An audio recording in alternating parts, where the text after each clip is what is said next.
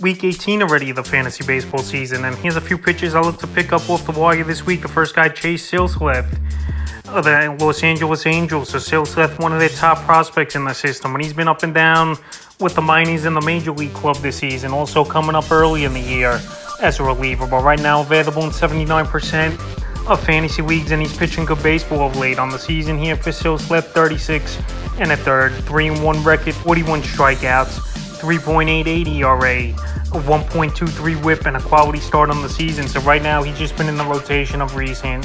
I know the Angels, they made a trade for Lucas Giolito. Ben Canning went on the injured list. Silseth has stepped in, and he's been pitching good baseball the last two outings here. So right now, I think he's the hottest pickup on the waiver wire at the pitching position. He's got high K stuff.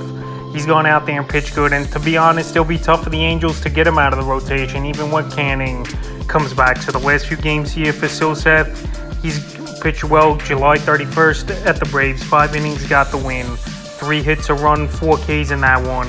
And then August 6th versus the Mariners last night, 7 innings, no decision. 4 hits, 2 runs, a walk, 12 Ks, a quality start. So he definitely has high strikeout stuff here is Silseth. And he's out there in tons of fantasy leagues at 79%. I know this Angel team obviously might go with a 6-man rotation, and a couple guys are injured, might come back as well. But right now, well, he's pitching good baseball, and he's a youngster, and he's got good upside. And to be honest, it is a young man's game right now, pitching. He's definitely a pitcher this week, and he could pay big dividends down the stretch here for fantasy owners. Next pitcher is Johan Avedo of the Pittsburgh Pirates. So Avedo's been up and down this season here. He started off the season on fire. In May and June, he struggled. Last month here, he's really picked it up and turned things around, even though we know this Pittsburgh Pirate team is out of it this season. So on the season here for Avedo, 131 and a third, 6-11 record, 117 Ks, a 4.24 ERA, and a 1.30 whip with 12 quality starts on the season. So he's going out there. He's pitching good baseball. Right now, he's available in 71% of fantasy leagues. And over the last month of the season, it's been good ball for him. 31 innings, 3-1 record, 30 strikeouts, 2.59 ERA, 0.87 whip, and 4 quality starts in the time. So right now, like I said, this Pirate team got off to the nice start early in the season. Avedo was one of the better pickups early in the year, but obviously he struggled in May and June, like I mentioned. But now he's picking things up here, especially the last 3 outings, going at least 6+ innings in all of them, and pitching well. July 26th at the Padres, 6 innings, got the win. It's a run, 3 walks, 5 Ks, a quality start. August 1st versus the Tigers, 7 innings, got the win. 6 hits, a run, 2 walks, 5 Ks, a quality start. And then yesterday's ball game, August 6th at the Brewers, 7 innings, and that one got the win. 2 hits, no runs, 3 walks, 6 Ks, a quality start. So the last 3 outings have been gems here for Avedo. He's starting to find it once again. And right now, it's pretty surprising he's still out there in 71% of fantasy leagues. I know this Pirate team, they're not playing good ball this season in the last 60, 70 ball games. But right now, he's going out there, getting the job done. And he's another pitcher, just like Silseth, where he could pay big dividends for fantasy owners down the stretch here. The next pitcher is Steven Matz of the St. Louis Cardinals. So I mentioned Matz as a pickup last week, and he's really turned things around as well over the last month of the season, because the first few months he was batting practice, but now he's really got things going. And this is what a lot of people thought Steven Matz could be when he first came up through the New York Mets system many seasons ago. So anyway, on the season for Matz, 3-7 record, 99 innings, 93 Ks, a 3.91 ERA, a 1.37 whip, and 3 quality starts. But the last month, he's been one of the best pitchers in fantasy baseball. 3-0 record, 32 2/3, 33 Ks, a 1.65 ERA, 0.92 whip, and 3 quality starts. So the Cardinals, just like the Pittsburgh Pirates, obviously their season is over and they're 10+ games out in the wild card. But Steven Matz, like I said, early in the season, he was batting practice. They sent him to the bullpen. And then the last month now, he's really turned it around. I don't know how, I don't know why, but whatever the reason, it's worked out here for Steven Matz. And hopefully he stays on this pace. Right now, available in 57% of fantasy leagues. July 25th at the D-backs, 6 innings, no decision, 5 hits, no runs, a walk, 6 Ks, a quality start. July 30th versus the Cubs, 6 innings, got the win. 4 hits, 2 Ks in that one, a quality start, no runs. And then in his latest outing, August 5th versus the Rockies, 6 innings, got the win. 5 hits, 1 run, 2 walks, 6 Ks, a quality start. So Steven Matz, he's gone out there and he's pitching great baseball with only 1 run given up in his last 3 outings. And it's very surprising to me that he could just turn things around just like that in a month span here, Steven Matz. So like I said, the Cardinals are out of it. They still got some pretty solid hitting, though, that could get them run support. And right now, Steven Matz, one of the bigger pickups, believe it or not. This week, the next pitcher, Kyle Gibson of the Baltimore Orioles. So this Oriole team, they're on a tear of late, coming off a sweep of the New York Mets, even though we know the New York Mets pretty much traded everyone away at the deadline. But anyway, here for Kyle Gibson on the season, 140 innings, 11-6 record, 117 Ks, a 4.5 ERA, 1.28 whip and 13 quality starts in the last month for him, 3-0 record, 37 1/3, 39 Ks,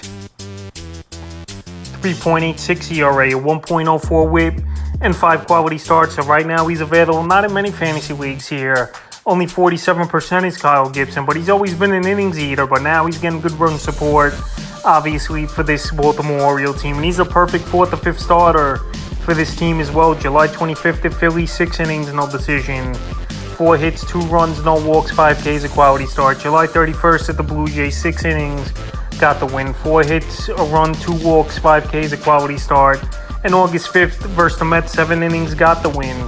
4 hits, 3 runs, a walk, 9 Ks, a quality start. So right now, 5 out of 6 outings have been a quality start outing here for Kyle Gibson. He's got a lot of run support, obviously, over there in Baltimore, one of the best teams in all of Major League Baseball. And right now, while he's going out there and pitching good baseball, he's definitely a pitcher this week here. You got to go out there and get. I know I mentioned him last week as a sell-high guy, but still, he's available in way too many leagues, I believe, at 47%. And like I said, he's an innings eater.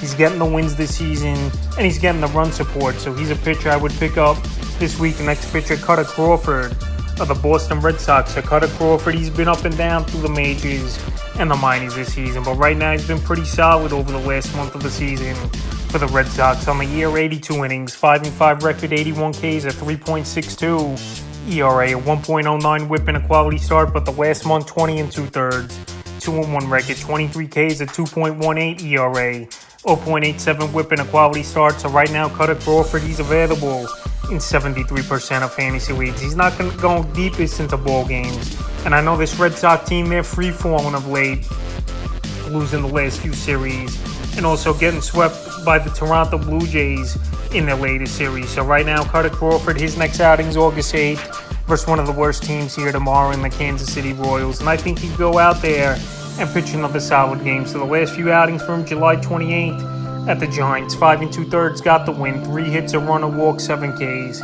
August 2nd at Seattle, 5 innings, no decision in that one. 4 hits, no runs, a walk, 5 Ks. So right now, I know he's only been a 5-inning pitcher, is Kutter Crawford, but as a pitcher to have at the back end of your rotation in your fantasy league, and a guy that's getting an opportunity every 5th day for a middle-of-the-pack Boston Red Sox team, especially with a good outing coming up tomorrow versus the Kansas City Royals. I like Crawford as an ad this week here, and like you said, he's out there in tons of fantasy leagues right now.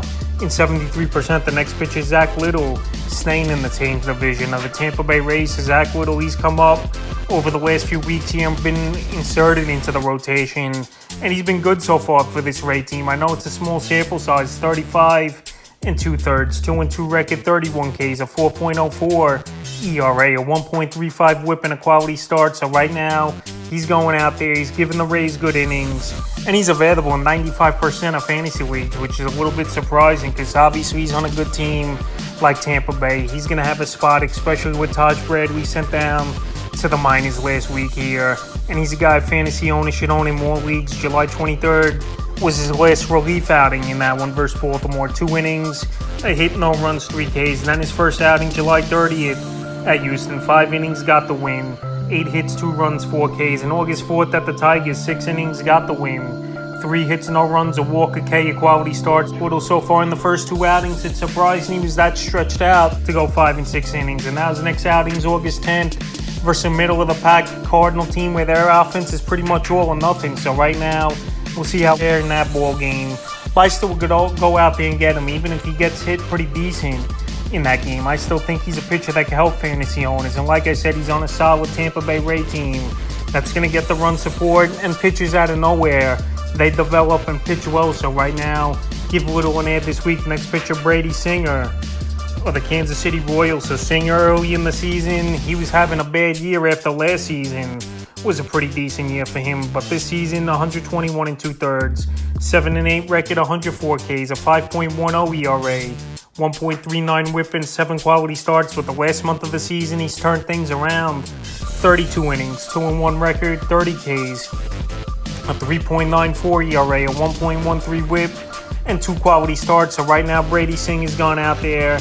He's definitely wrote the ship over the last few weeks here. And his latest outing, I know the New York Mets, they traded a few of their players away, but he went 8 innings in that ball game and mowed them down. So the last few outings, July 22nd at the Yankees, 6 innings, no decision, 5 hits, 2 runs, a walk, 9 Ks, a quality start. July 28th versus the Twins, 5 innings, no decision, 4 hits, 2 runs, 2 walks, 10 Ks. And August 3rd versus the Mets, 8 innings, like I mentioned, got the win. 3 hits, no runs, 4 Ks, a quality start. So Singh in the last 3 outings, strikeout rate is up. He's eating innings. He's pitching good baseball. And that's what you want to see, especially with the strikeouts, 23 Ks in the last 3 outings. So right now, while Singh is still out there in 55% of fantasy leagues, fantasy owners should go out there and get him. And I think he's a solid addition to the back end of your rotation in your league. Because like I said, last season he pitched pretty good baseball with an ERA under a 3.5 with a winning record. So right now, I would add him this week. The next pitcher, Yuri Perez of the Miami Marlins. So finally, Yuri Perez coming back to the major leagues here. And he's going to get his next start here today at the Cincinnati Reds, which obviously is a pretty tough matchup. Yuri Perez so far in his rookie year, he's been amazing in terms of the innings, not giving up runs consecutively, and just the control he has and the poise out there on the mound. So on the season, 53 1/3, 5-3 record, 61 Ks, a 2.36 ERA, 1.09 WHIP, and 4 quality starts. So like I said, they wanted to keep his arm fresh down there in the minor leagues a little bit, even though it never made sense to me. And this Marlin team, pretty much since they called them down to the minors, they've been free-falling, especially after the All-Star break, where this Marlin team, they really haven't won many ball games after the break. So right now, Yuri Perez available in 46% of fantasy leagues. And this is probably the last chance that fantasy owners have to go out there and get him. June 25th versus the Pirates, 6 innings, got the win.